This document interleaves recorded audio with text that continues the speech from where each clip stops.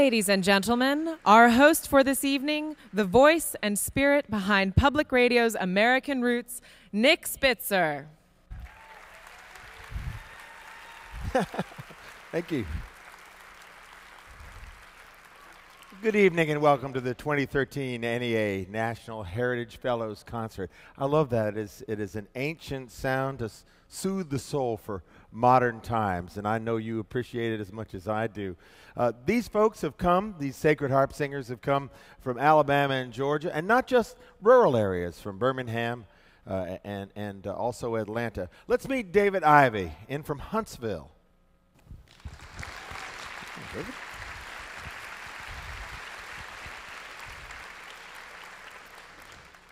Where does this tradition come from, David? It really comes from colonial America. Started in New England, at least the type of music we sing, and then came down the Appalachians and really found its home in the South. How is sacred harp music different than other kinds of church music? Well, I'm glad you asked me that after we sang a song, because it's a little bit easier to explain it. First of all, the harmonies are very strong. Each of our four parts has its own melody. And we sing the shaped notes, as you've heard before we sing the words. Right, yeah. Well, some people call it fa, sol, la. There's more notes than just those three, though. Well, we sing fa, sol, la, mi, fa on our scale. And we'll run through that in a second. And let we'll give it a listen. Why is it called shaped notes?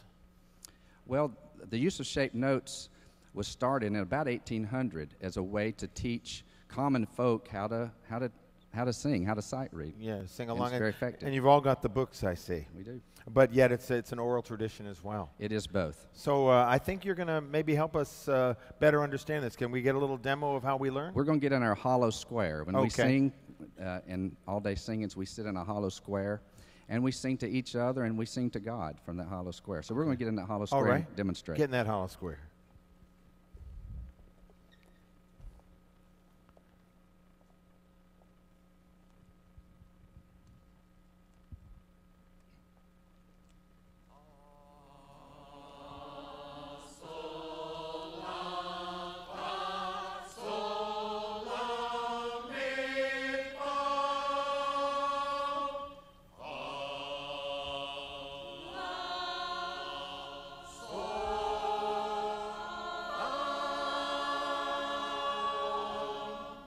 And now we'll do the minor scale.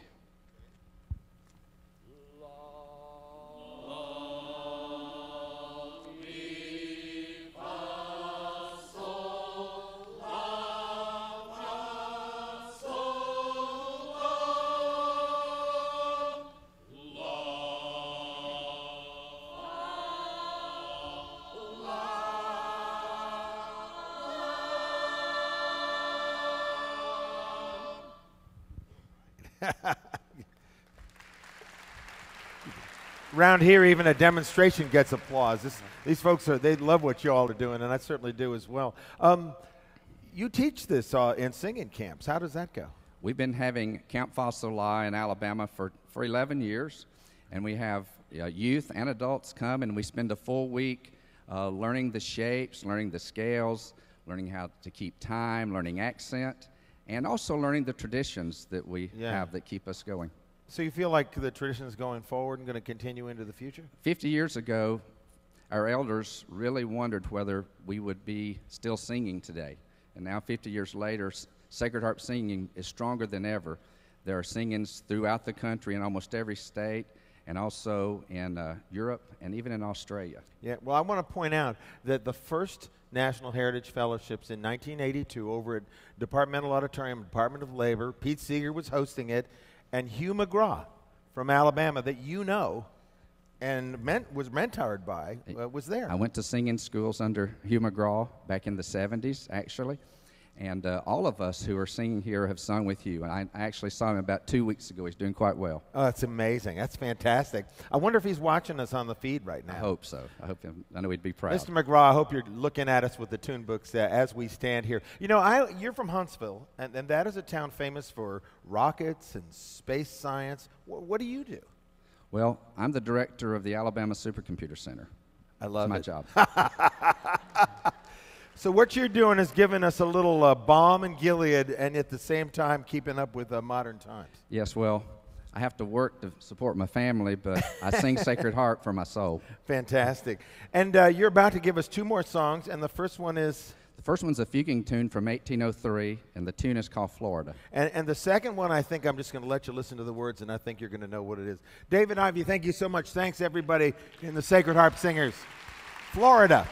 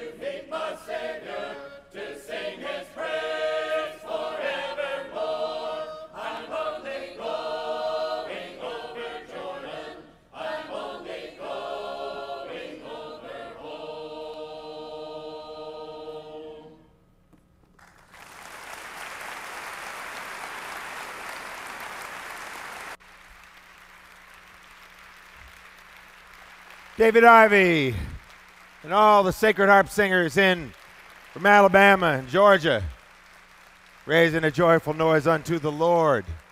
Thank you so much, folks. You know, I was thinking about that music from North Alabama and how it influenced country music. The Louvin brothers were shape note singers from Sand Mountain, and their harmonies were so pitch perfect. And I was thinking that song, I've heard it by Johnny Cash, I've heard it by Mahalia Jackson. It's we're all wayfaring strangers, depending whatever our belief may be, I think, at some level, but it's great to hear it from back down home. Bess Lomax Hawes, the director of the Folk Arts Program at the NEA, conceived of the Heritage Fellowships and often spoke of the need to give folk and traditional artists a voice in our national conversation about cultural priorities. And she saw these fellowships as a way to do that. It provides an opportunity in the nation's capital to not only hear voices that are previously unheard, but also rarely heard languages. I know Bess cared a great deal about that. And it seems appropriate that the Bess Lomax Hawes Fellowship this year is given to someone who has been a preserver of language and cultural practice for the Lummi Nation up in northwestern Washington State. Pauline Hillaire has been an artist, storyteller, a singer, a dancer, and a teacher of the young and old alike. Pauline's unable to be with us this evening, but representing her and honoring her tonight are members of the Lummi tribe as the Children of the Setting Sun.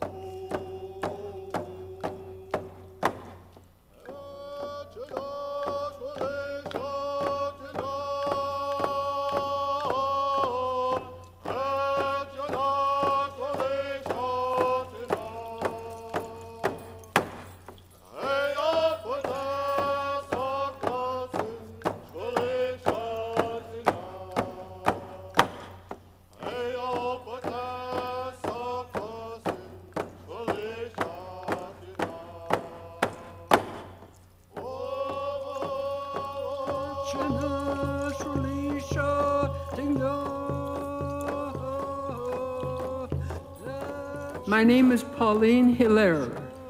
I come from the Lummi Nation. My Indian name is Scala, which means of the killer whale. I'm making an all-out call for young people with dreams and visions for the future of their children and the survival of their children. To carve, some of you think it's a mystery, but no. You've got to have heart, and I know you do. Carving, no matter how long, brings more to the surface of the art than you expect. You've already become a storyteller or a historian. You are already a very important person to your family and your community. Carving is the result of a dream, of a vision, of a spiritual message. It is possible for anyone, any age, and young people in particular, to remember their dreams. And so, my beloved people, when you hear my voice, remember that my voice is carrying a message to you, to you. Oh, I thank you for being wherever you are, but we need you. Thank you.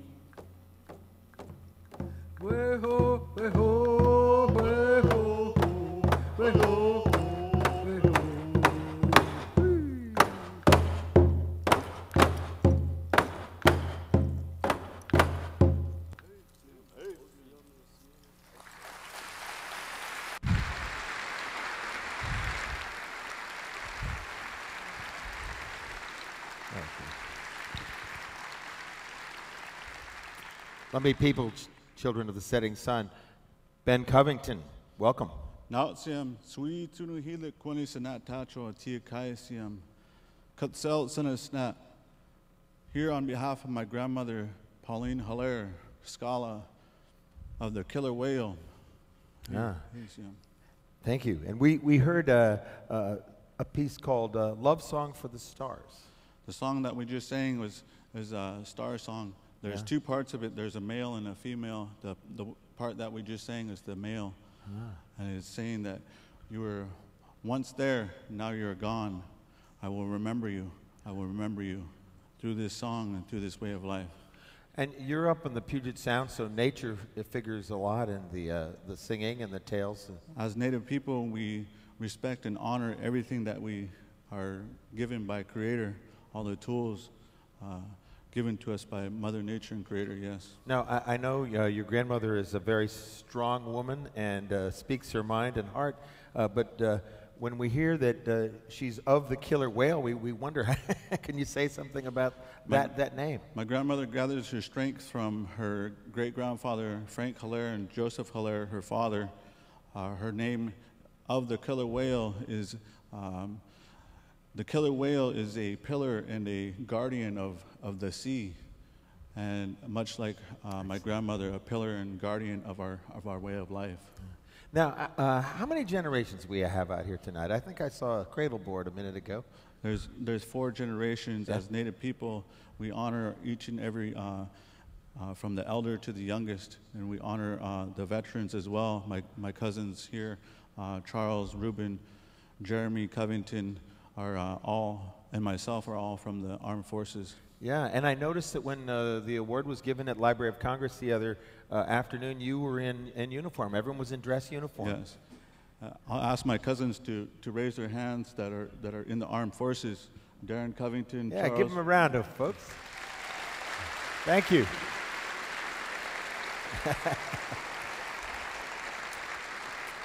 Now, you're serving the United States and the people of America in the armed forces. You're also taking care of the Lummi people back home. And tonight, of course, you're in ceremonial dress. Do you have different ways of thinking about the different roles that you play in life like this? It's a very honor and privilege to serve my country on behalf of all the men and women that have served and that are serving and that will serve. Is a great honor and privilege to do this on behalf of my people. As I stand here in the Lummi gear, it is an honor and privilege to be a representative of the Lummi tribe and of Native people. Thank you, Haishka. And you're going to leave us with a song. Could you tell us what you've got? The song that we're about to sing is a farewell song. And on behalf of my grandmother and all generations of Native people and Lummi people, the ones that are here on stage, we thank each and every member from the National Endowment of Arts and everybody that had to made this happen. Greg Fields and Audrey Chicano. We're going to take this event back to the people, and we're going to tell the people how wonderful it was. All right. Benjamin Covington and all the Lummi people out here tonight, children of the setting sun. Thank you.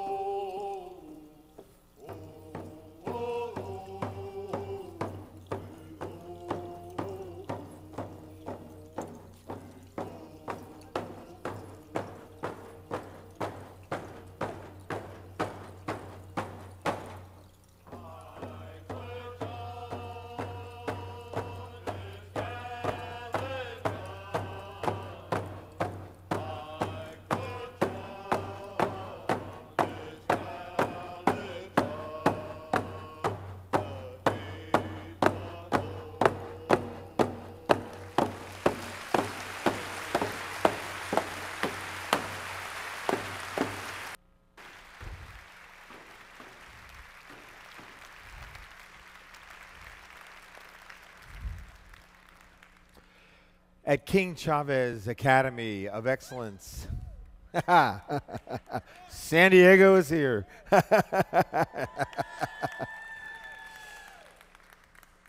The Logan Heights neighborhood in San Diego has a newly renovated performance space that has been named the Ramón Chunky Sánchez Auditorium. And Chunky Sánchez has been a musician, songwriter, educator, athletic coach, and activist. Cesar Chavez referred to him as his favorite musician because he was able to entertain and inform through the music that he wrote in support of the farm workers movement. Let's meet Chunky Sánchez.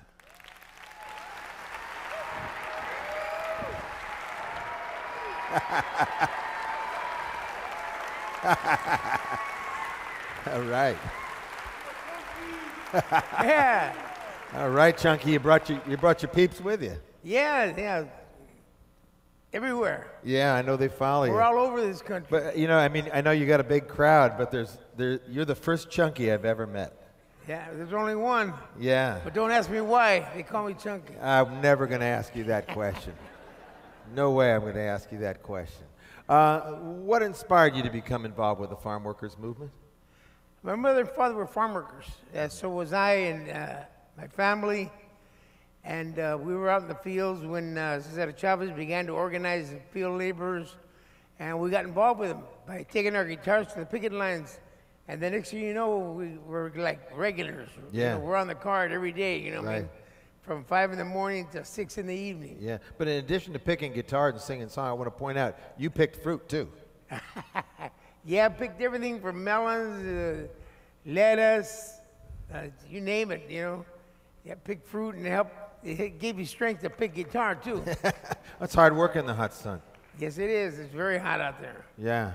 Well, what do you think music did for the farm workers movement? I think it arose their spirit at a time when it was low.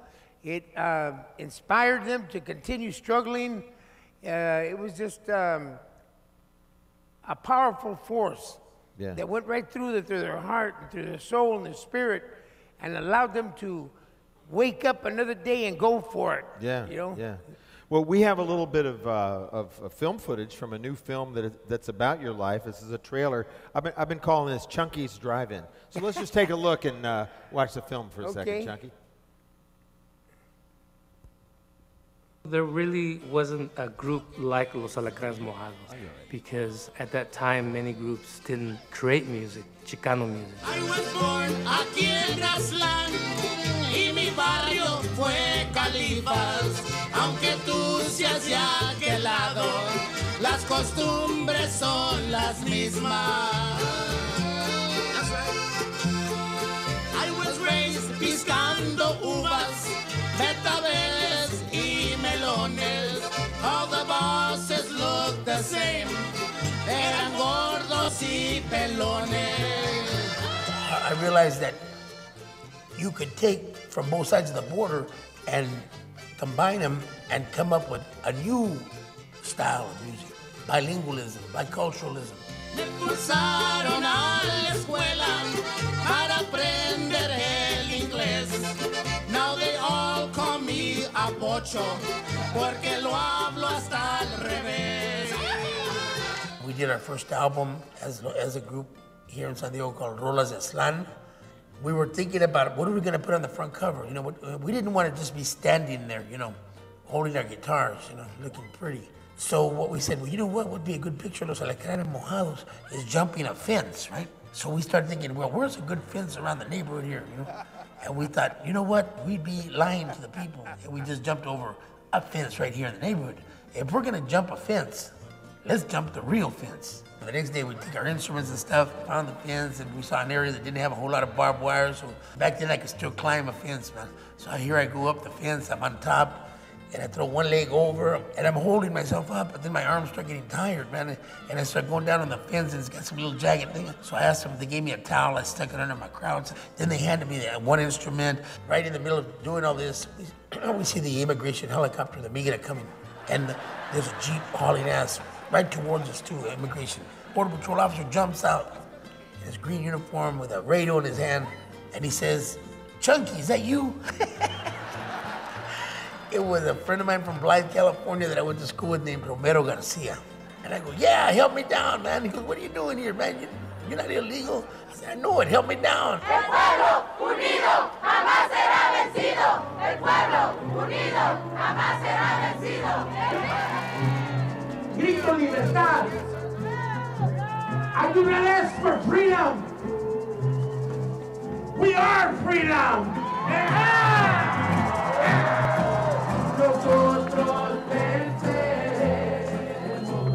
The reason I call myself Chunquista is because I want to be an artist like Chunky and Los Alacranes that stays active and in the movement over the course of their lifetimes. We gotta educate, not incarcerate, so the humanity will shine. Yeah. Now, I gotta say it, Chunky, your mustache is a national treasure. But you use humor to get your point across. How do you make that work? Well, it's part of my character, but also I think when you're talking to people, if you make them laugh, they swallow things a little bit easier. You know? Yeah. It's like medicine. A good laugh is like taking a good like shot. taking a good laugh. Okay. You're still working with young people. Are you optimistic? How do you feel about the future of what's going on with farm workers and in general labor? I think it looks positive. You're always optimistic, regardless what the situation looks like. Cesar Chavez used to say, "Si se puede," we can overcome, and we will overcome. And also with young kids, it seems to get to them, the songs, especially one of the schools that I work at, King Chavez Elementary, and all the parents there, and all the staff, and Scott, my principal. I wish him well, because we got the whole school singing. Yeah. Yeah. Hey, would you be all right if I put the guitar in Chunky's hands here? You give us a little song before you go? Yeah, why not? All right, let's see what we got here. All right, why not indeed? Here we go.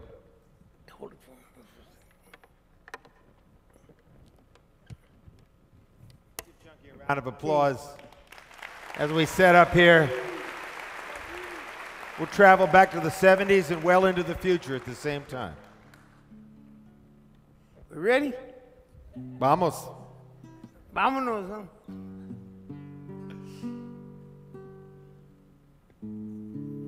I'd like to throw a shout out to all the brothers and sisters in San Diego listening, and all the brothers and sisters in Denver, Colorado, at the Luis Jr. Martinez Lounge. And also, all due respect, a good artist, friend of mine who recently passed away 2 days ago, Jose Montoya in Sacramento from the Chicano Royal Air Force.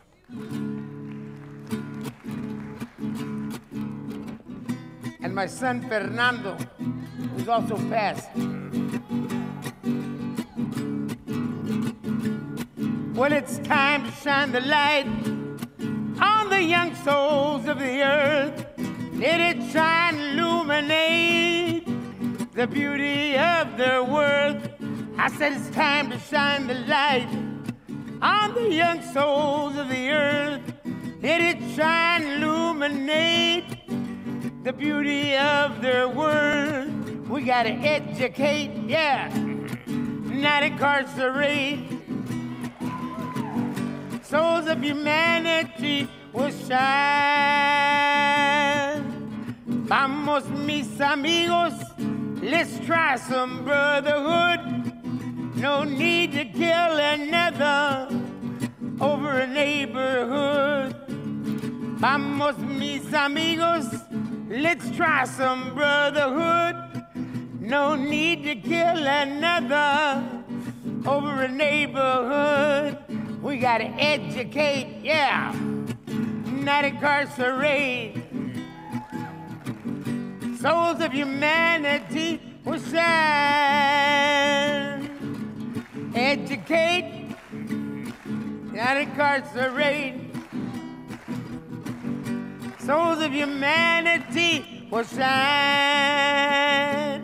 Well, ain't nothing really glamorous about living in a cell. Sometimes you gotta wonder if you're really not in hell. We gotta educate, yeah, not incarcerate. Souls of humanity will shine. We gotta educate, yeah, not incarcerate. Souls of humanity will shine. The will to want to learn in all our hearts we hold. Like Brother Cesar Chavez and Dr. King had told. We gotta educate, yeah, not incarcerate. Souls of humanity will shine. We gotta educate, not incarcerate. Souls of humanity will shine. One more time.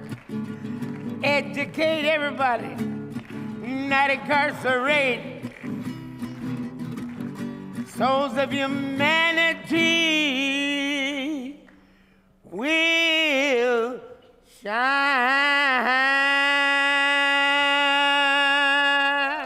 2, 3, 4. Yeah.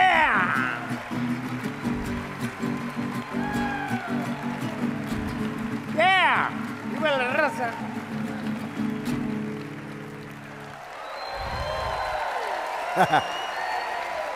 Ramón, Chunky, Sánchez, muchas gracias para la música y sus palabras, señor. Thank you very much. We love you. The Chunky Sánchez Road Crew.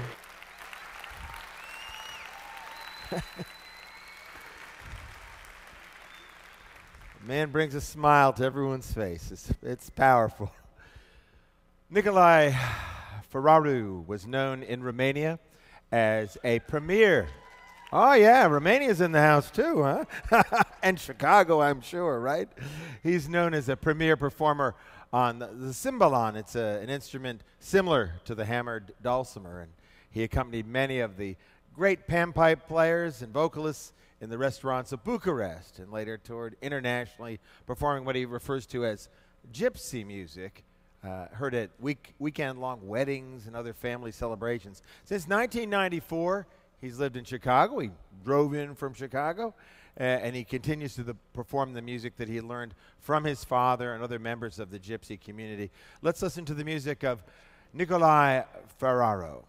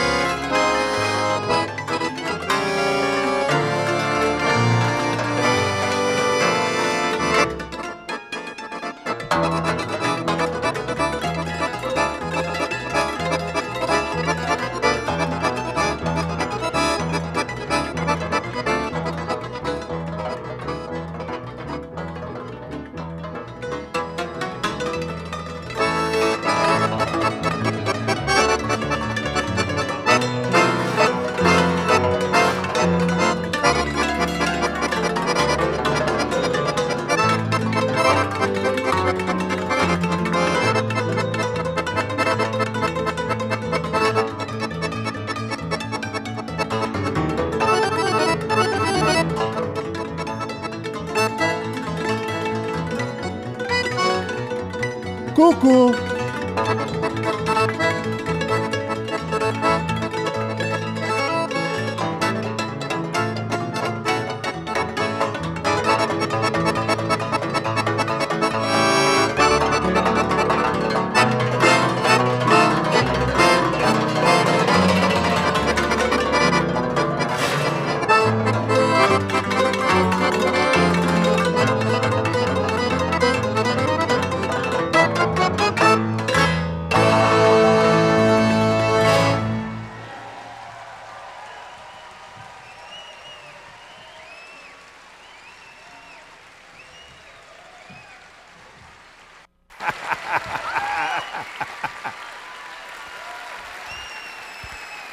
Nicolae Feraru, and his son also on cimbalom, Laurentiu Feraru, Sheila Kay accordion,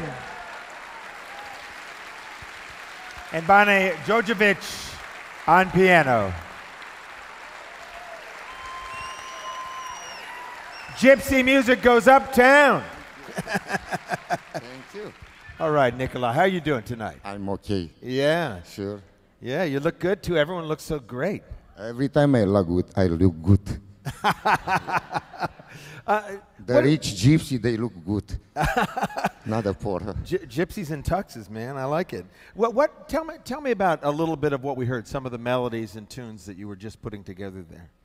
Yeah, actually, I prepare other songs, but I thinking because to be more nice for tonight, to be very wonderful, I play some Romanian music, is combination with the gypsy music, and I think the people, they know some song like Lark, the last song. Yeah. Yeah. Thank you so much. Some folks in the house know what's happening. Well, you know, you've talked about gypsy music and Romanian music. How are they related and how are they different? Yeah, the gypsy music is different from Romanian music because the gypsy music actually reflect what is the problem for the gypsy. They reflect the situation. They are poor. They doesn't have the money. They have different things. The Romanian music is about like nature, like water, like three different total. Yeah. Well, tell the instrument. It's a complicated looking instrument. Yeah, it's not too complicated. No. Yeah, You make it look looking. easy. To looking is not complicated. Well, but it's very hard to play. Yeah. How hard is it to repair and build? I know you do. He does that. He repairs and builds them. Yes, I build the instrument. I build a small instrument. My grandfather played my father, and now I build the instrument. And even the big instrument I built is not easy, but it's my pleasure to build the instrument every time and to rebuild, because both instruments I rebuilt. Yeah, they were in very bad condition because it's very old, like 1920. Yeah. 1920, 1930, yeah. Okay, so you're the cimbalom repo and rebuild man for Chicago at this point. Yeah, I rebuilt the instrument, sure. That's fantastic. Now, you play some of these gypsy weddings here in the U.S. and in Europe. How long is a gypsy wedding? What goes on? It's not too many days, just 3 days and 3 nights. Oh, okay. Well, you all ready to stay? Because we're going to keep rolling with this 3 more days. I know they're going to stick with you. Give them a round of applause one more time. Nicolae Feraru, the great cimbalom player. God bless America! All right. You can take Thank it. you. You can take it. Thank you.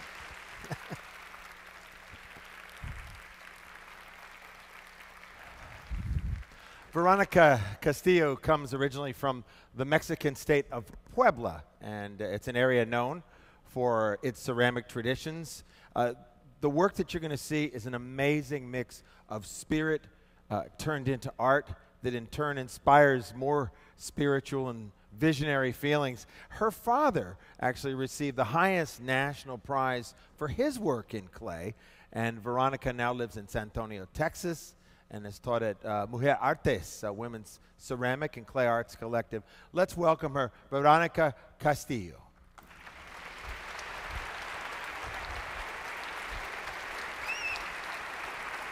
Hola, Verónica.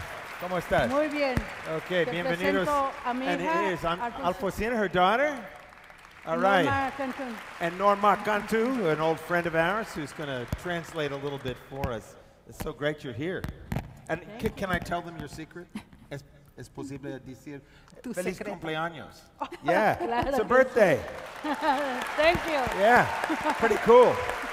And so today at rehearsal, they sang to her in English, in Spanish, and in the Lummi Coastal Salish language. Happy birthday. That's a memorable birthday in my book. It's amazing. Now, you actually first learned from your grandmother, or tell me who first came in and helped you get going on. Dime quién te inició en el trabajo. Me inició, podríamos decir, nuestros antepasados. I can say my ancestors taught me.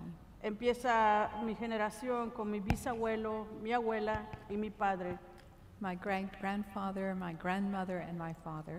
Yo soy cuarta generación y mi hija espero que sea la quinta generación. Oh, fantastic. 5th generation. Amazing. So what is your daughter working on here? ¿Qué está haciendo tu hija? Está haciendo un árbol dedicado porque fui inspirada por los 9 premiados de este National. She is creating a tree of life inspired by the honorees of this year's Heritage Awards. Yeah. Instant commentary on tonight's proceedings. I love it. Podemos ver Tenemos que aquí. el piano. El piano, of course. Can we Carol. hold that up and see if we why don't you hold it up? It's still wet. I don't know if I should be touching that one. La guitarra de Chunky. La guitarra de Chunky. Y el banjo. I thought you were going to do Chunky's whole body. Todo el cuerpo. No? Todo de Chunky. Well, Bueno, okay, ahí I'm está sorry. la- I don't mean it. I'm getting silly here. Go ahead. Keep going. What else we got? I see la harpa. El Yeah. violín, Violin. micrófono, todo Hold 'em the up, yeah. microphone. A microphone. Hey, en honor para mis compañeros. This is for Todos my... los puede. That's a little microphone. I like that microphone. Okay, and can I grab la arpa, huh? La arpa sagrada. Beautiful. Sacred harp. Okay. Well, it's great to see this work. Maybe we could step back and look at the pieces over here. It's okay. Okay. These are just amazing. Thank you. Why don't we start right down here? What have we got here? ¿Qué es eso? Esta pieza está dedicada para nuestra celebración de Día de Muertos. This piece is dedicated to our Day of the Dead celebration. Estamos de compras, todos son fiestas. Preparamos un altar, compramos dulces. This is a preparation for the altar. We buy Flores, candies, flowers, velas, candles, papel picado, todo lo que se necesita, los elementos principales para hacer un altar. the punched paper, and all the elements necessary to make the altar.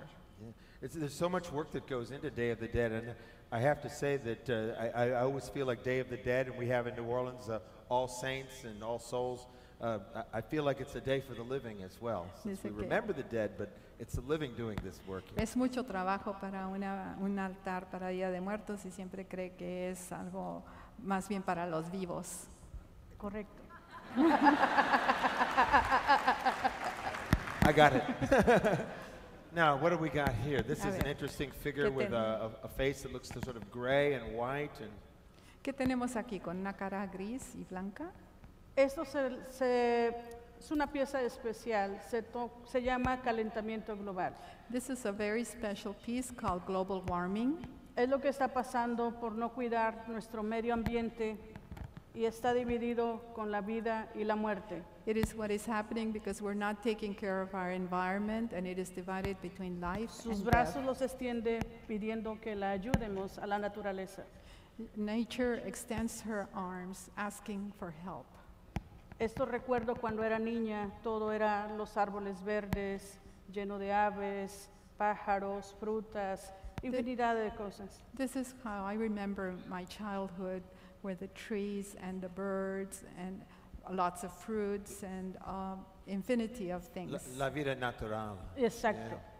Y por mi casa pasa un arroyo y también había peces. By my house there was a creek that flowed and it was full of fish.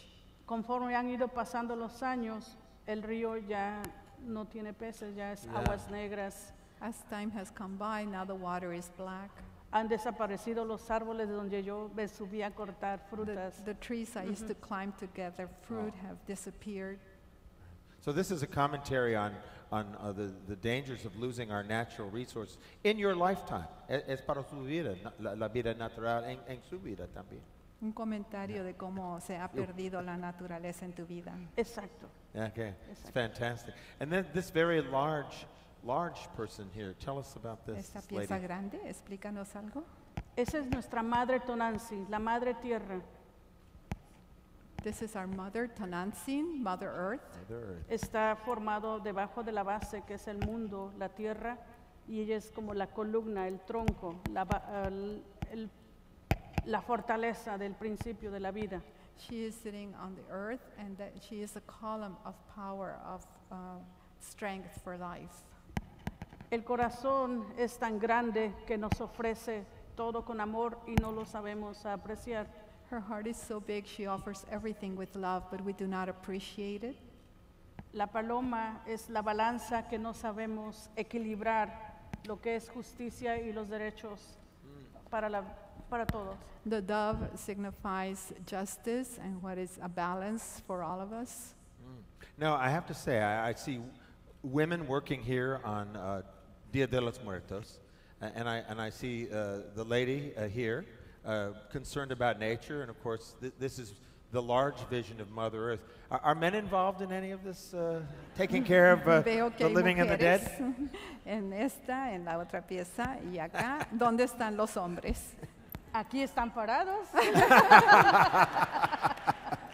No, con todo el respeto, yo veo que muchas veces dentro de lo que estamos en un mundo globalizado, Generalmente a la mujer no se le reconoce ni se le valoriza como mujer trabajadora, como mujer luchista, en general. And men are here. And what I see is that women are worldwide in this globalized society not recognized and not valued. Y en esta honro a la mujer. Yeah. And in Pero this, también al hombre. Yeah. Al Well, hombre como ser humano. I'm one man that values what you do, and I know everybody out here is enjoying and valuing this. And that's why you've received a National Heritage Award. We appreciate it so much. Señora, it's great to have you here. And I could ask the question on the script, is this being carried forward in the next generation? But I'm looking over here at Alfonsina, and I don't think I need to ask that question. So thank you so much, and otra vez, feliz cumpleaños. Thank you. Verónica Castillo.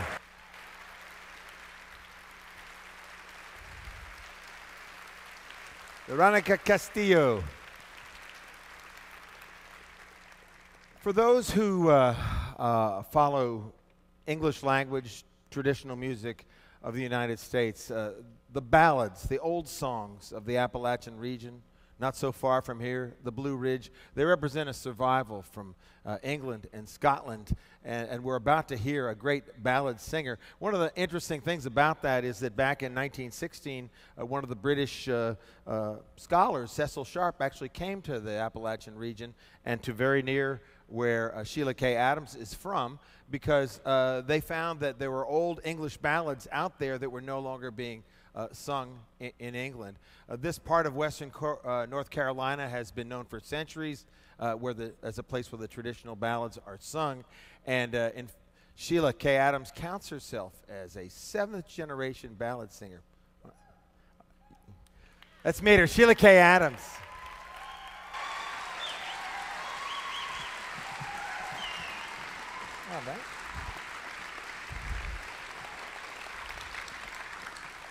Now, you were in a ballad community, but not everybody who is in a community in the last however many years necessarily takes up the tradition. What is it that got you to singing the ballads? All the violence. Okay.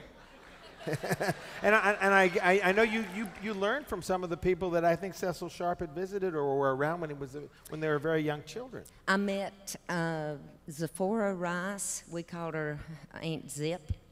And she sang for Cecil Sharp when she was 35 years old, and I interviewed her in 1976. Amazing. She lived to be 112 years old. Oh, my God. That's a long singing life. Yeah. Sodom, North Carolina. How big a town or village is that? It's probably about 200 people now. Yeah. When I was growing up, there were probably 600-800 people that lived there. Yeah. And the name is memorable. I mean, I think of it as bucolic and green and rural, and I hear Sodom, and I think that's what people call the French Quarter, but for other purposes. But tell me about it. All I know, Nick, is that when the Civil War was going on, the loyalties were divided in western North Carolina, especially among the northern counties that were joined with Tennessee. And so there was a Confederate training camp down at Hot Springs, North Carolina, over in Newport, Tennessee, was where the Union Army was. And where Sodom is right now, there was a regiment of ladies of the evening. And there was a circuit-riding Baptist preacher that came through and a brush arbor revival. And he said there was more sinning went on in that little community than went on in Sodom and the Bible. But the war ended, and everybody moved on, but the name stayed. The name remains. And in these songs, many of the ballads have memories of brutal murders and violence. That's what I said. That's why I learned them. Well, but I mean, so we're talking about basically sex and violence here is what we're talking about. It's not new, folks. People have been interested in and concerned about this for a long time. There's a verse that shows up that's called a floating verse in a lot of these old love songs, and they called them love songs. Yeah. didn't matter how much disembowelment and weltering in your gore, and that they were still love songs. I'd never thought about that before. That's why I'm warped the way that I am. Now, have you ever been further warped to sing all these modern songs? I mean, you hear the influence of ballads in country western. There's all these psychodramatic moments and challenges going on. Well, they were certainly dramatic over in Sodom. That's true. Yeah. So have you ever tried any of the country music, or? Oh, yeah. Yeah. You ain't woman enough to take my man, Loretta Lynn. Yeah. All right. Well, Sheila Kay Adams, the stage is yours. Let's listen to her sing. Thank you.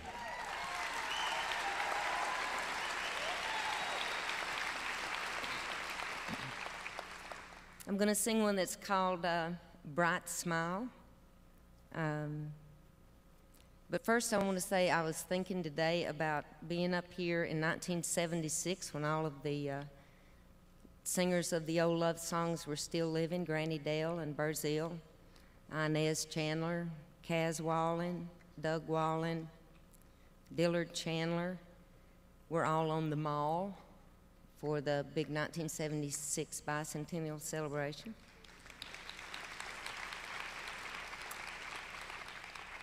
Burzell decided she wanted a dip of snuff. As we were walking out on the stage in front of 17,000 people on the mall, she realized she still had that snuff in her mouth, and she worked her pocketbook down off of her arm, flipped up that big ball of a clasp on the thing there. It yawned open to about Silver Springs, Maryland, and she stood there and drilled a big brown stream down into that pocketbook. And that was when Inez Chandler got away from me, walked to the front of the stage at that big hot microphone and said, "Yuns looks like pretty good folks. I believe I'll tell Yuns a joke." And we all melted in back of her back there because some of Inez's jokes would curl your toenails. As a result of that, I'm going to tell you the two jokes that she told off the end of the stage.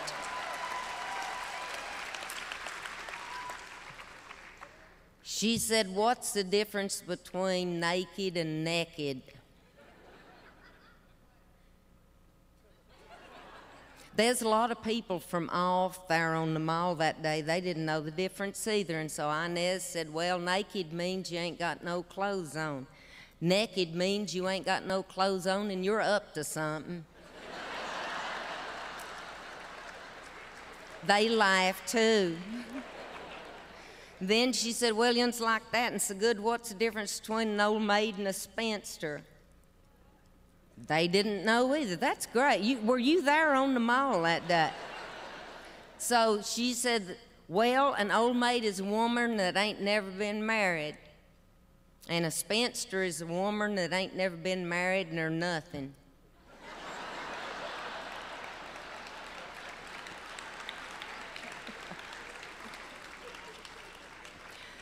That I grew up with also, Nick. Okay, so Bright Smile. It's been a year since last we met. We may never meet again. I have struggled to forget, but the struggle is in vain, for his voice rides on the breeze. His spirit comes at will in the midnight on the seas. His bright smile haunts me still in the midnight on the sea. His bright smile haunts me still. I have sailed 'neath foreign skies. I have trod the desert path. I have seen the storms arise like a giant in his wrath.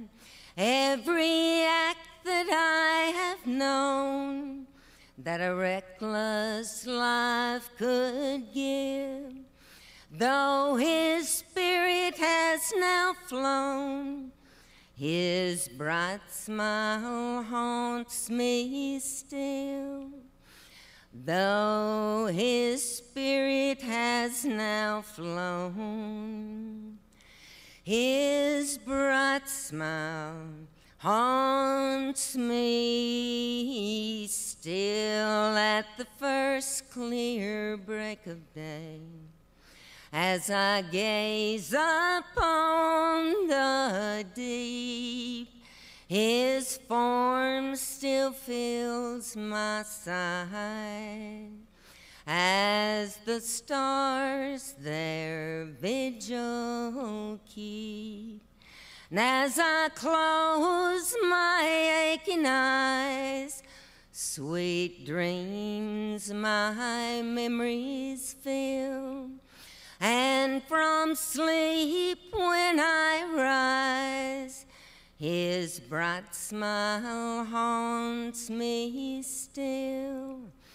And from sleep when I arise, his bright smile haunts me still.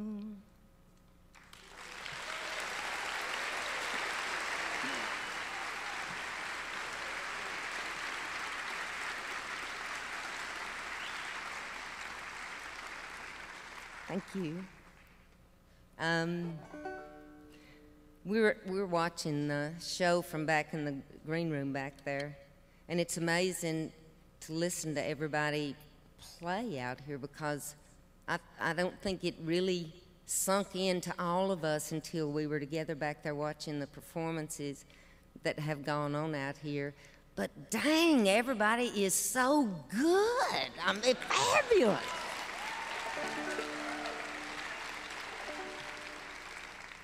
Wow. So I'm going to do a banjo tune. And I think everybody out there probably knows there's no use to try to tune this banjo,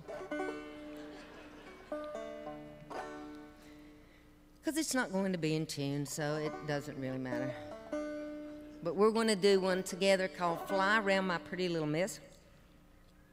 And in that, I am going to sing some verses that I learned from a lot of the different singers over home, and throw in a couple of other singers like Fred Cochran and Tommy Gerald, great fiddle player from out of Mount Airy, North Carolina. But the chorus goes like this. Fly around my pretty little miss, fly around my daisy, now fly around my pretty little miss, almost drive me crazy. Got it? Hey, if I can learn 96 verses to Lord Bateman, Lord have mercy, you can learn that verse. All right, let's try it. And I'll know if you're not singing, because Inez's spirit is all over the place. Fly around my pretty little...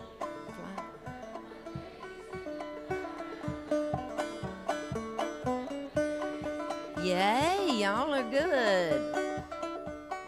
Fred Cochran verse.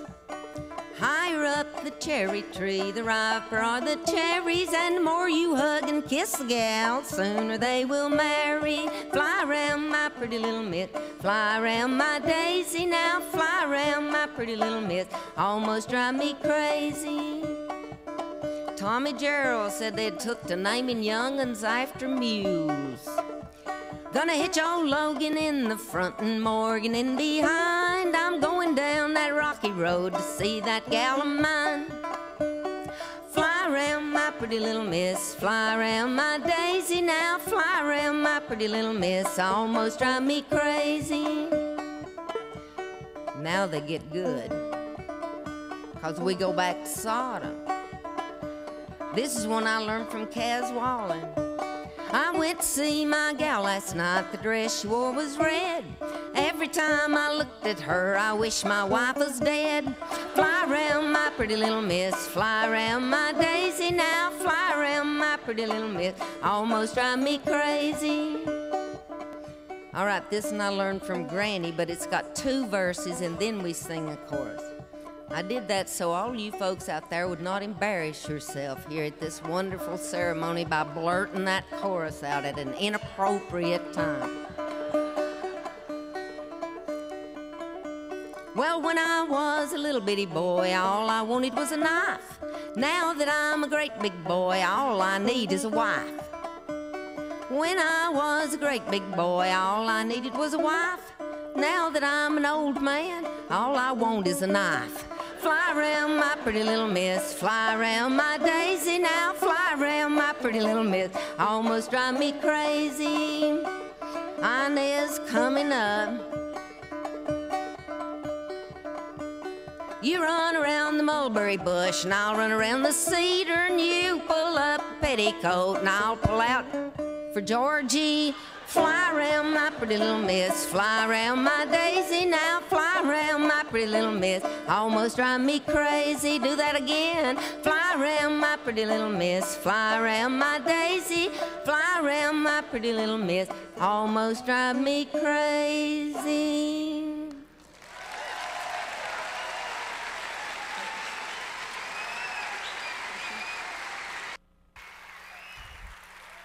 All right, Sheila Kay. All right. Sheila Kay Adams. Great humor. All the good doings in Sodom, North Carolina.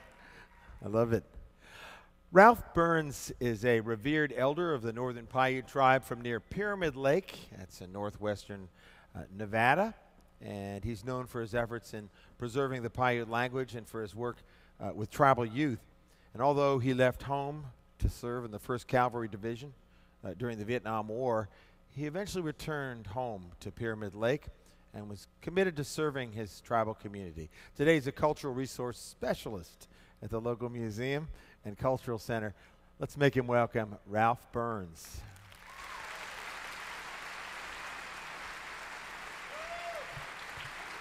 Hey, Ralph. All right. Good to see you. Yeah. Thank you. You know, you came back from Vietnam, spent maybe a decade or so traveling, but you came home. Why did you come back home? I didn't mean to come back home. I was actually passing through to go back to California. And we stopped to visit my mother at the place where I work now, and my wife was offered a job. And I ended up still being there. It's been about 15 years now since I came back to the reservation. Yeah. Now, you have become a real keeper of the language and encouraging people to learn the language, but you learned from your grandmother, and I understand she had her own difficulties back when taking care of the language. Tell me about that. Well, probably most Native people, long ago, they were literally kidnapped and sent to what they call boarding schools. And at boarding schools, they were, punished severely. So when my grandma actually ran away, when she came back, she didn't want her kids and also her grandkids, to go through the same situation. So, but what she did, when she ran away, her parents hit her, and she never go back to school. But when she, became adult and have her kids, she still retained the language. Yeah. And when my mom remarried, us 2 older kids, got to stay with her, and she reared us. And actually, the Paiute language is the first language that I learned. Right. And I have to say that there's an irony here that, on one side, in your lifetime, you've served the country in Vietnam, and that in another prior generation, the official policy was one that was very, very hard on Indians as far as language and culture goes. Well, back then, you know, they had the draft, and I had to go to the draft, you know. But, you know, that's history. It's behind us now. We're just going forward. But our language, you know, been here a long, long time. Yeah. And we say at least over 9,000 years, simply because there's a remain found on our boundaries that is carbon dated to be 9,200 years old. The name Paiute, what does that actually mean? Where does that come from? That isn't exactly what we call ourselves. That came about probably in 1849 during the great gold rush toward California. And they passed through our area. But our area is pretty much all desert. And it's real treacherous. So some of the miners I was passing through, you know, bogged down, get stuck out there. Some of our people came upon people that were stranded there. But because of the language different, they couldn't speak to each other. But what the miners did was they made gestures for water. And what we call water in the language is pa'a. And when we say this way, we say yutu. So we told them pa'a yutu. But they thought we said Paiute. From that time forward, we've always been known as Paiute. Amazing stories. I have to say, when I saw your photograph in the catalog, you had the big roach headpiece, the ceremonial headpiece, and tonight you've got the ponytail. I do dance. I do traditional dance. But why I still got my ponytail, it was pretty expensive to get a haircut, you know. You know, that's what I used to tell my dad back in about 1970. But I don't know, maybe being close to the San Francisco area, you know, back in the 60s, I don't know, maybe that could be part of it too. Oh yeah. We can fit right in, I'm sure. Well, I know you've got a wonderful creation story to tell us, so let's leave you be to do that. Ralph Burns, give him a round of applause here. Great Paiute narrator, language preserver, and storyteller.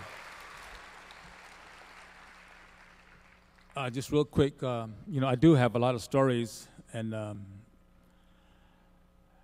but this story is kind of like a creation story. And before I came here, you know, we had our first snowfall up there on the mountains. So the elders tell me it is, you know, all right to tell the story because some of the stories we only can do at a certain time of the year. You know, before Christianity, the native people, you know, didn't have, you know, a story about Christian now, but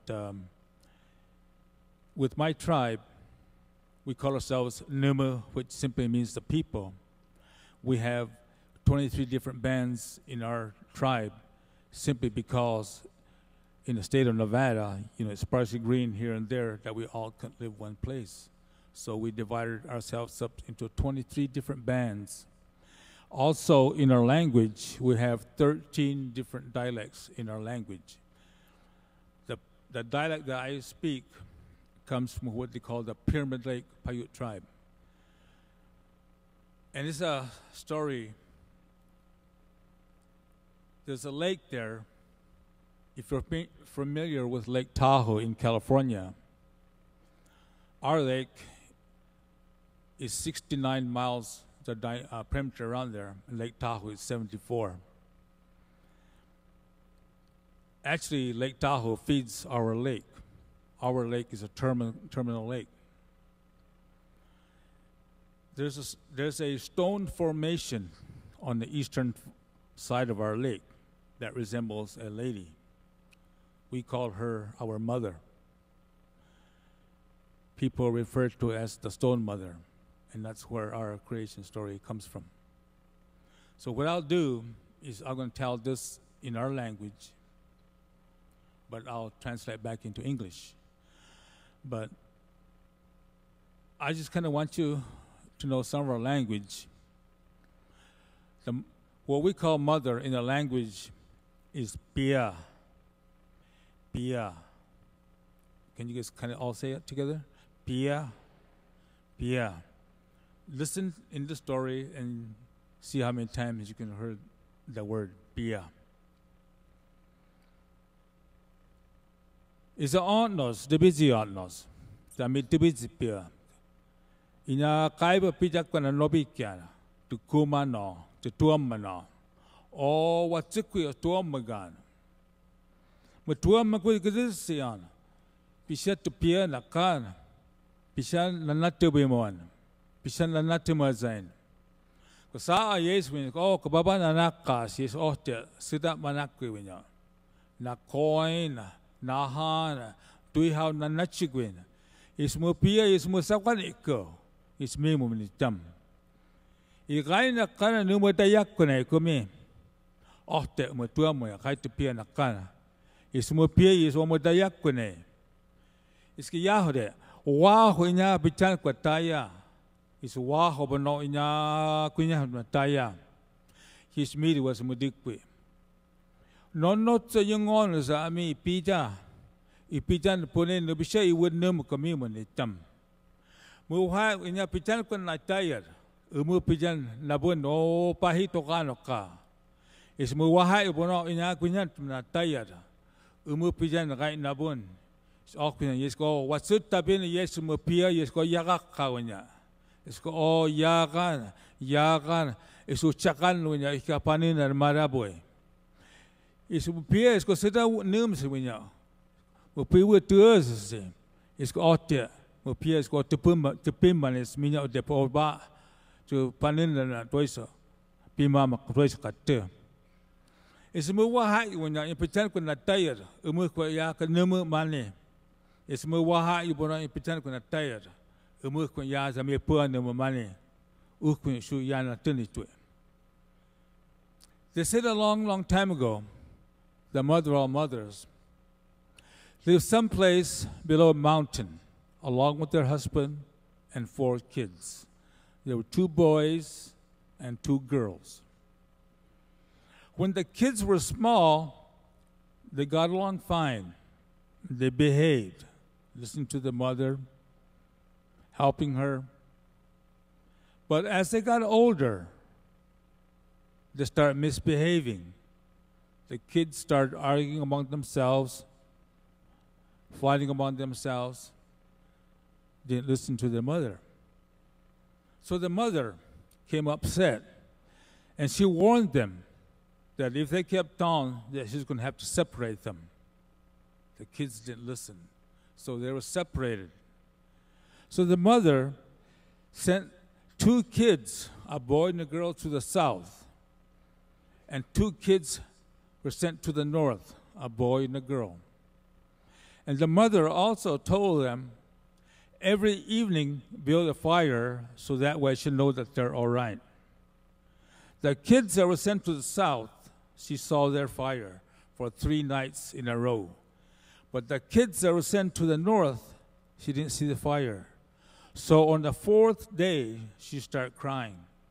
So she cried and cried and cried. And her tears formed the lake, what we call Pyramid Lake today.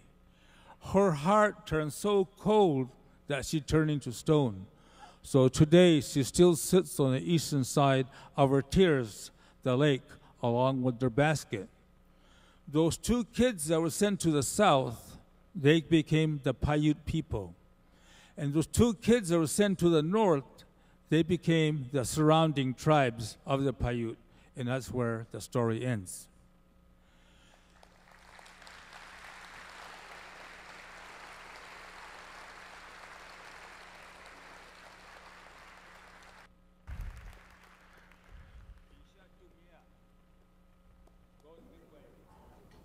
Ralph Burns. Thank you, Ralph.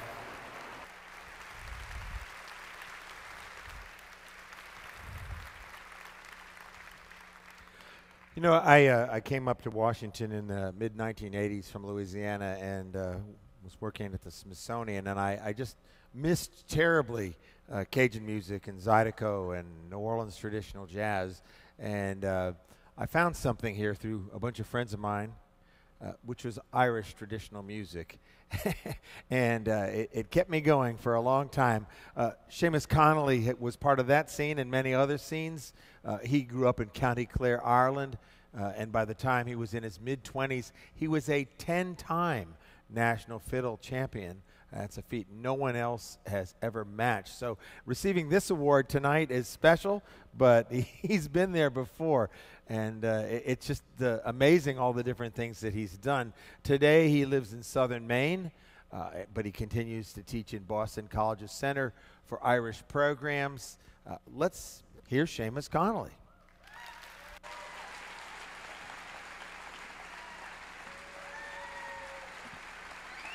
Thank you very much. Thank you. Thank you very much, and good evening, ladies and gentlemen. This is indeed a wonderful evening for me to be here. I'm certainly honored and thrilled to be among all these wonderful honorees, people from the earth, if you like, people with wonderful souls and wonderful hearts. We have spent a week here together and getting to know all of them. So would you please give them a great round of applause?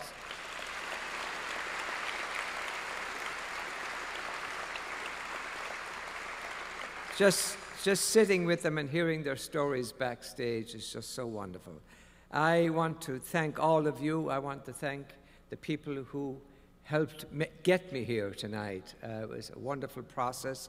I want to thank Mr. Earl Hitchner for believing in what I do and for nominating me, and to thank all the people out there. Some of you are here tonight who wrote wonderful letters on my behalf. So thank all of you for getting me here tonight. Thank you. I'd like to play for you a little melody, medley, I suppose, not melody. They're all melodies, aren't they? Yeah, medleys. Beginning with a tune that I made up. We say in Irish, we made it up. We don't say composed. We're not like Mr. Beethoven or those great composers. But I made this up in Virginia, out in Richmond, about 1991. And the second one I made up after a visit to the Folklife Festival around the end of 1980, and I named it the Bells of Congress. We could hear the bells ringing. So it was very, very special. I think it's appropriate for tonight. And the third one is a little tune that I made up not too long ago to thank a great fiddle player whose music I admire, a great man. You might have heard of his name. He lives in Cork City, Matt Cranage. It's a polka for Matt. And then the next tune came to me from my dear special friend who's out there in the audience, Dr. Cindy Polo. She sent me a tune one time, and I said, there's something wrong with this. There's a piece missing out of it. And she said, no, it's supposed to be this way. It's a crooked tune. And I said, why? Well, she said, I named it for the crooked hurricane that came our way in North Carolina. It went all over the place, and it didn't come the way it was supposed to be coming, so. And the trees in her back garden were all falling down. She made a crooked tune, and she called it the Crooked Hurricane. And the final tune was a tune that I learned from an old 78 recording that was made in Boston around the 1940s. And with this selection of tunes, I would like to dedicate it to somebody that's very dear and very special to me, a man that's chairman of the National Council for Traditional Arts, a man who encouraged me when I came to this country because I had decided that I wasn't going to play. I was going to raise my family. But Joe Wilson encouraged me to play. So a round of applause. Joe, I know you're watching.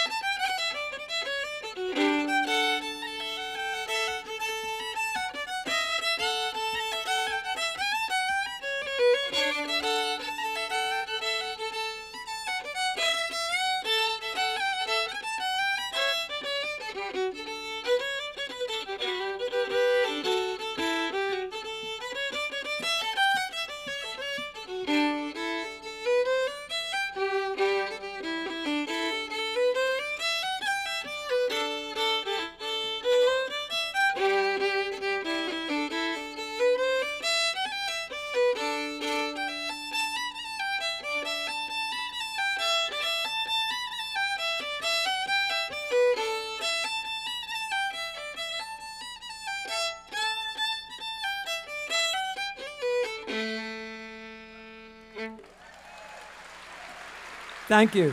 Thank you very much. Thank you. Hey, Séamus.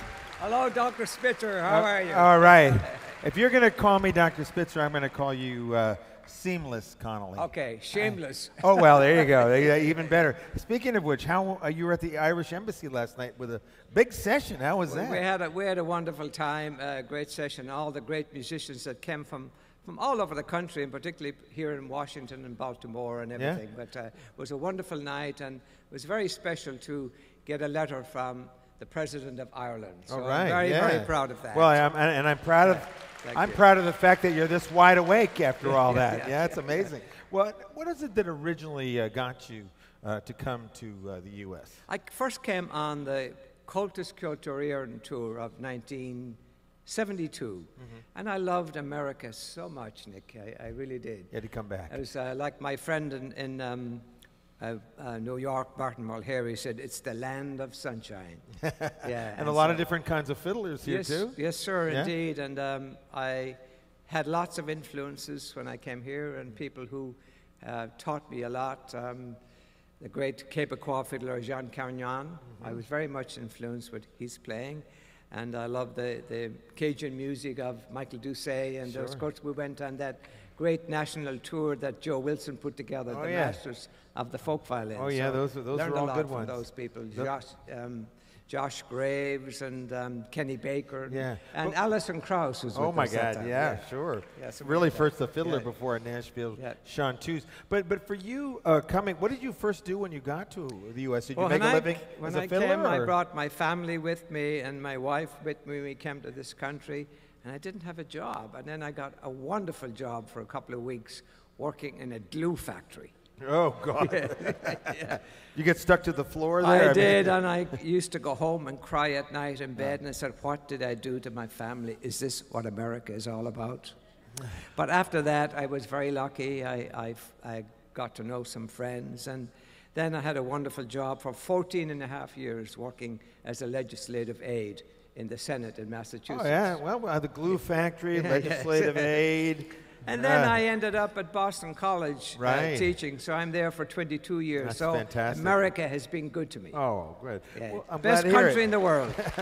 So back in the old country in County Clare, what is it actually got you to take up the fiddle? Well, my uncle, there was a mass immigration around 1950 and 54 when he left. He was a fiddle player, Nick, and they had what was known as an American wake. It was a party leaving. We was leaving for Ireland. Sort of love and death. Any old excuse to have a party in Ireland is always a good one. And so he was a fiddle player, and in fact, we're getting the fiddle. He passed away about 2 years ago. The fiddle that he played, we're putting it into the archives at Boston College. But that was the first time that I ever saw a fiddle. And during the course of the evening, there was a fiddle. His fiddle was on the chair, and so there were, my uncle was saying goodbye to all the neighbors. And I picked up the fiddle. There were some musicians playing, and I pretended to play. And so I said to my mother and father, I'd like to be able to play the fiddle. So they found one for me behind somebody's dresser in the kitchen, you know. So somebody put strings on it, and I went on from there. Yeah, and you've been teaching over the years, as you say, at Boston College. Who's in the classes for Irish music, culture, history? Well, there are many countries represented at the university, and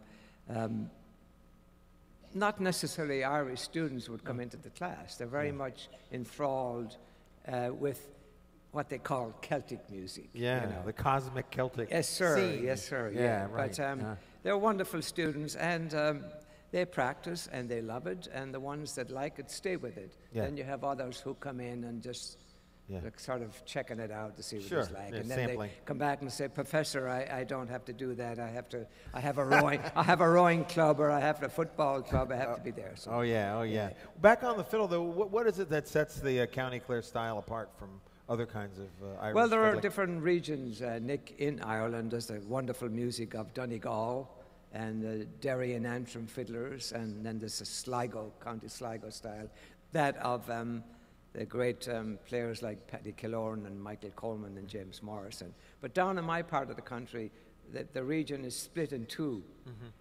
There's County Clare. By the way, they're playing in the hurling final tomorrow. Make sure you're watching and listen to them. Up the banner! Yeah.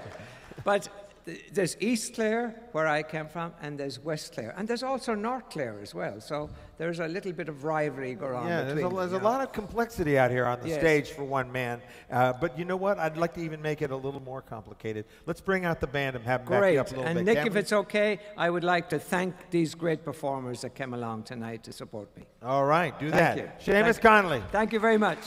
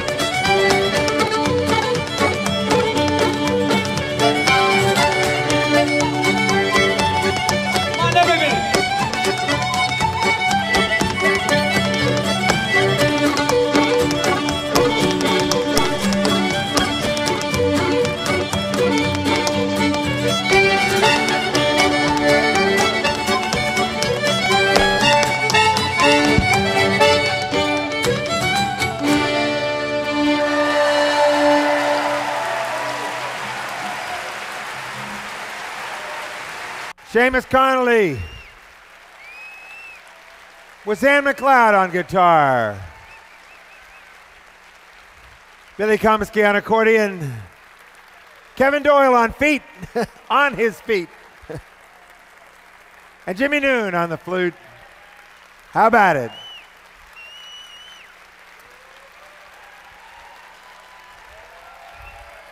Thank you, Séamus.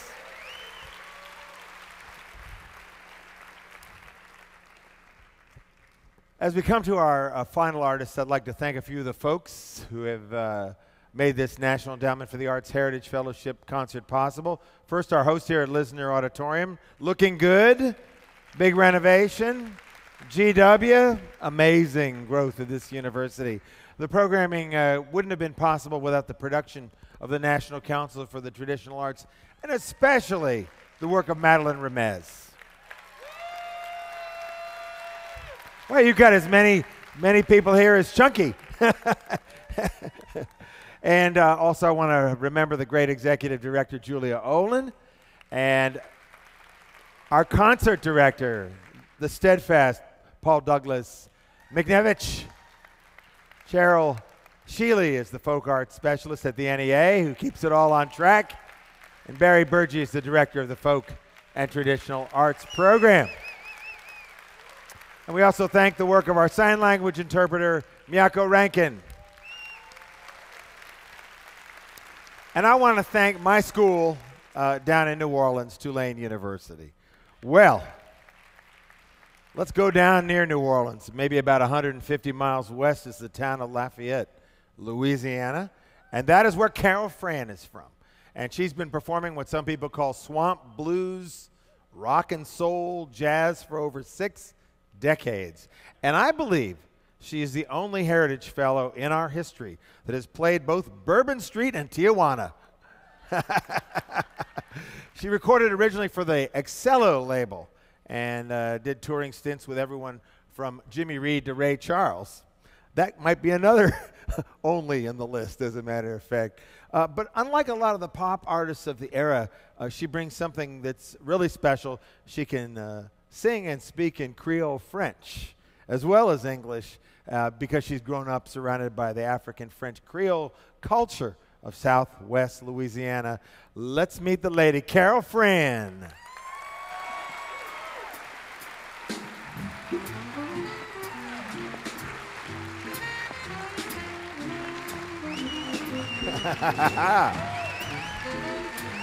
All right. All right, how's it going?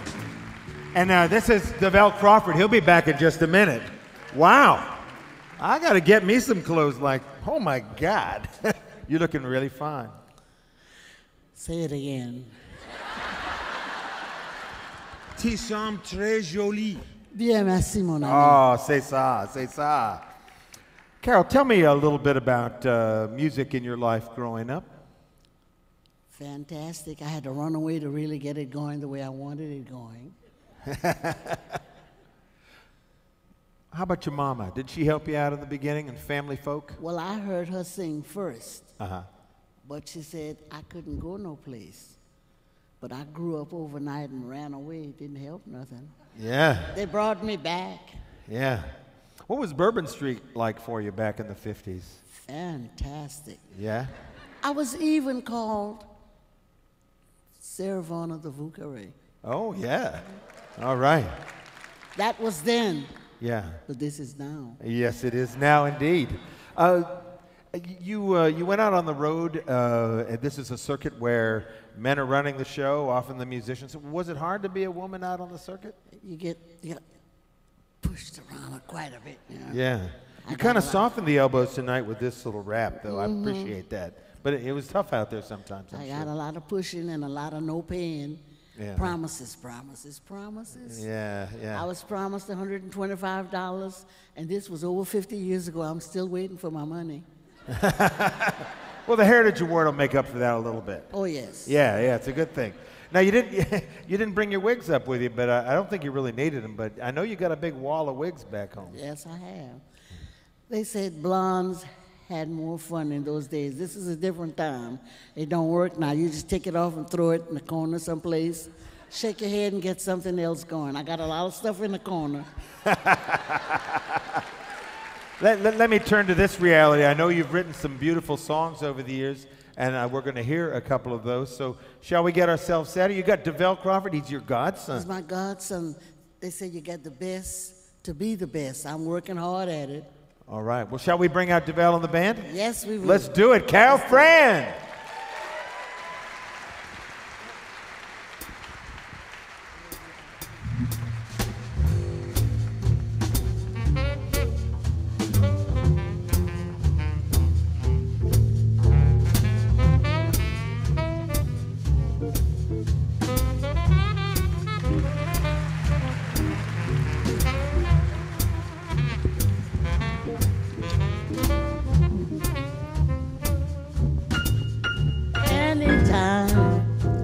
Any place, anywhere.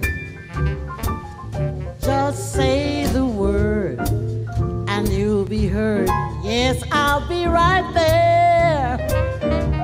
It makes no difference where you lead me. I'm gonna be right there if you need me. Well, anytime, any place, anywhere.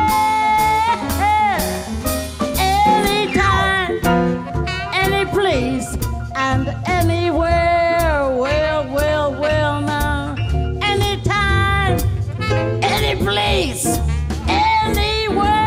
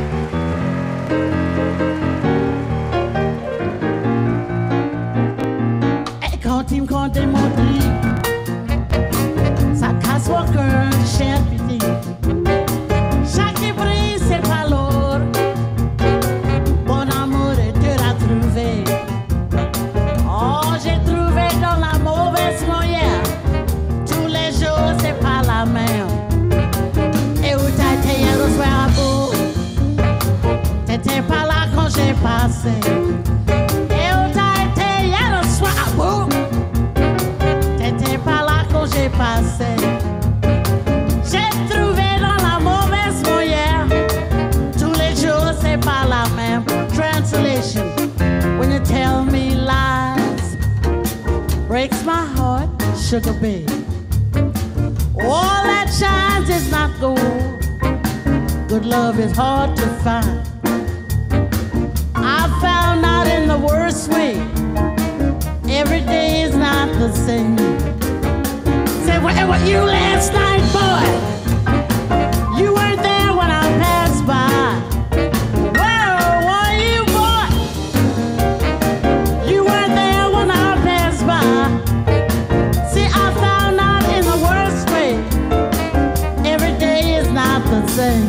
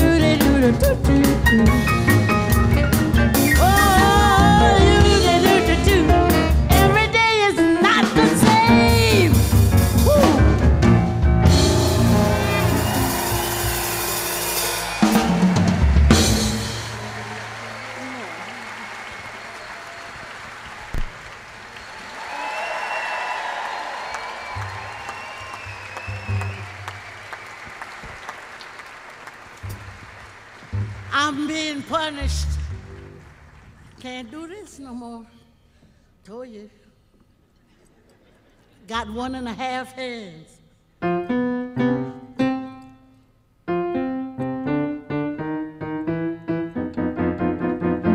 Emily, don't you remember me? Emily, don't you remember me? I'm the little girl you met the other night, and you told me everything was all right. Emily, don't you remember me? Come back where you belong. Oh, don't leave me all alone. What can I do? What can I say? I know without you, I can't find my way. Oh, yes, I tried to keep you satisfied, 'cause I wanted you by my side, Emily. Well, now that you're gone, you know I'm left here all alone. Ain't got nobody to call my very own, Emily. Don't you remember? Come on, hit the bell.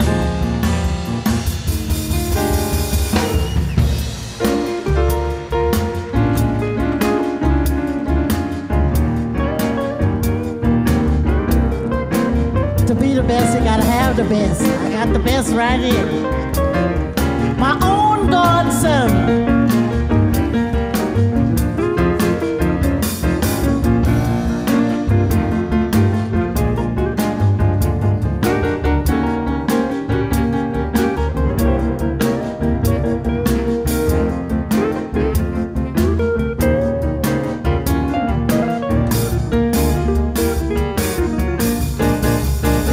Come back where you belong. Ooh, don't leave me all alone. What can I do? What can I say? I know without you, I can't find my way. Oh, yes, I tried to keep you satisfied, 'cause I wanted you. I wanted you by my side, Emily. Oh, Emily. But now that you're gone, you know I'm left here all alone. Ain't got nobody to call my very own, Emily. Don't you remember me after 80 years?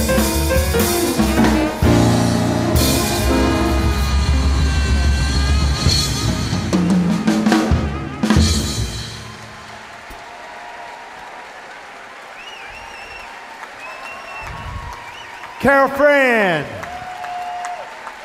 Emmett Lee, her song. It's a sad song, but it puts a smile on your face. And DeVille. How about this great band? Amazing. Mark Brooks, Detroit Brooks on guitar, Adonis Rose on drums, Stephen J. Gladney on saxophone, all in support of Carol Fran.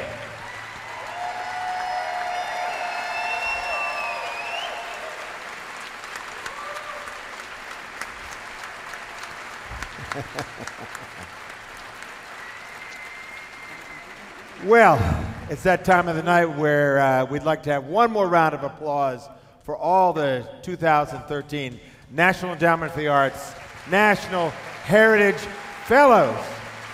From Marshall, North Carolina, Sheila Kay Adams.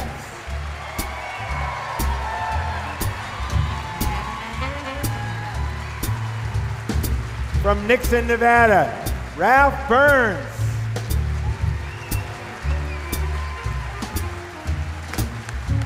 San Antonio, Texas, Verónica Castillo.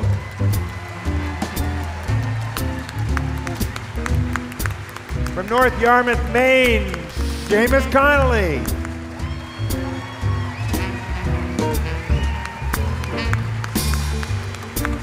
From Chicago, Illinois, Nicolae Feraru.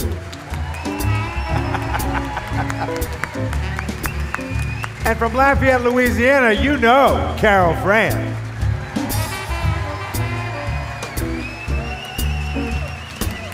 From Huntsville, Alabama, David Ivey.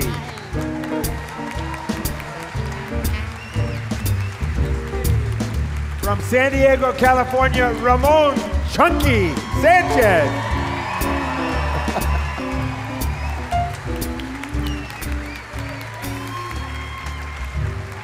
And with us in spirit from Bellingham, Washington, Pauline Hillaire, represented by Benjamin Covington and Audrey Chicano. The 2013 NEA National Heritage Fellows.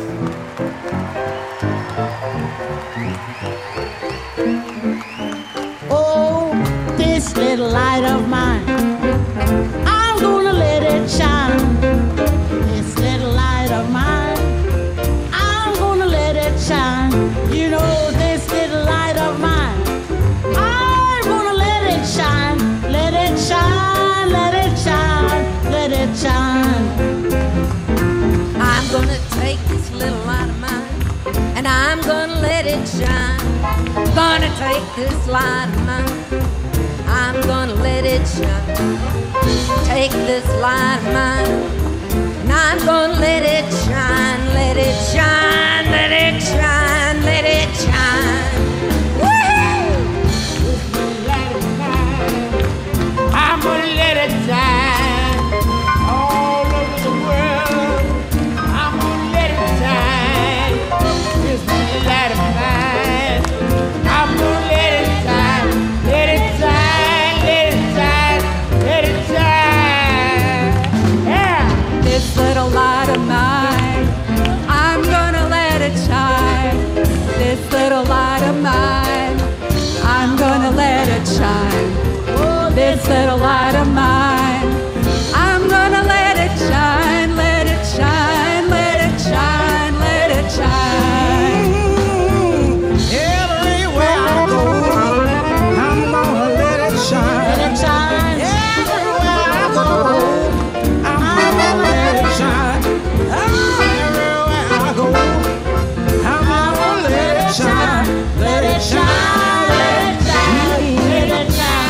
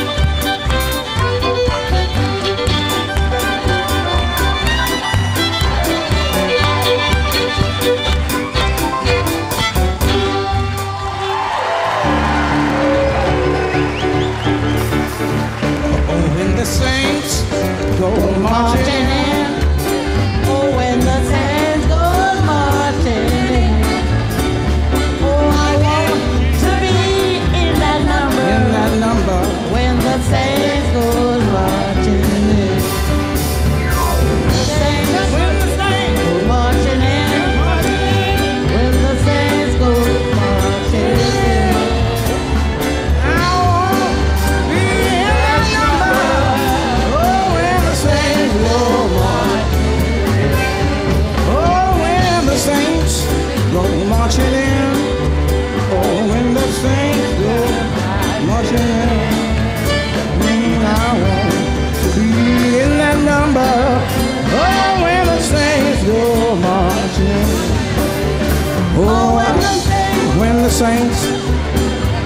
marching in.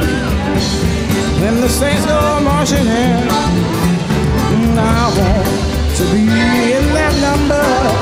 Oh, when the saints go marching in. You are the second line, second line. You are second line. Oh, I want to be in that number. Oh, when the saints go marching in.